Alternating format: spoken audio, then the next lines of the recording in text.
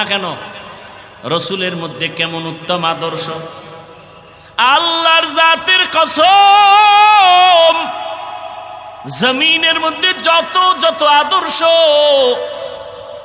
এক কথায় আমি সারা বাংলাদেশে এক কথায় জবাব দেই। দুনিয়াতে কত আদর্শের গান শুনি। আব্রাহাম লিঙ্কনের আদর্শ, মাও সেতুনের আদর্শ, লেনিনের আদর্শ, কালমার্সের আদর্শ, প্লেটোর আদর্শ। এক কথায় দুনিয়ার সব আদর্শগুলো নাপাক, একমাত্র মদিনাওয়ালা রসুলের আদর্শই হলো পাক। ইমামুল আউয়ালিনাল আখিরিন বহরে সদকা রহমাতাল লিল আলামিন সাইয়্যিদুল কাউনাইন খাতমুল মুরসালিন আখির আমদ বুদে ফখরুল আউয়ালিন। রহমতের নবীর আদর্শ কত পাওয়ারওয়ালা! দুনিয়ার সব মানুষের বানানো আদর্শগুলো নাপাক। কেন? বলে মানুষটাই নাপাক।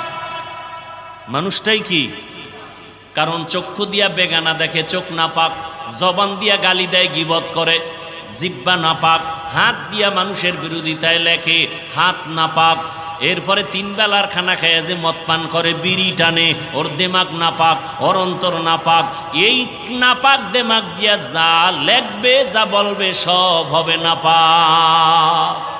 গর্ব সুরত আদমি ইনসাবুদে আহমদবু জাহলো হামেক সাবুদে আদমিরা আদমিয়ত লাজমাস আউদেরা গর্বুনা বশদহি জামাস।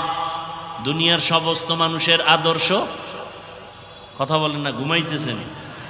দুনিয়ার সবার বানানো আদর্শ রসুলের আদর্শ। কেন আমার রসুলের আদর্শ পাক? আমার রসুল হলেন পাক। কেমন পাক? রহমতের নবীর আম্মা জানা আমেনা বলেন, জমিনের মধ্যে যত মা সন্তান গর্ভে নেয়, ঘুম নাই, মাথা ব্যথা, পেট ব্যথা, আমার গর্ভে মুহাম্মদ আসতেছে, অন্য মহিলার মতো আমার কোনো মাথা ব্যথা নাই, কোনো ঘুরানি নাই, পেটে যন্ত্রণা নাই, পেরেশানি নাই। দুনিয়ার সব মায়ের সন্তানগুলো জমিনে যখন ভূমিষ্ঠ হয়, রক্তপাত হয়, মা কান্না করে। আর আমি আমেনার কোনো রক্তপাত নাই, আমি আমেনার কোনো কষ্ট নাই। দুনিয়ার মা বাচ্চা প্রসব করে কান্না করে, আর আমি আমেনা রহমতের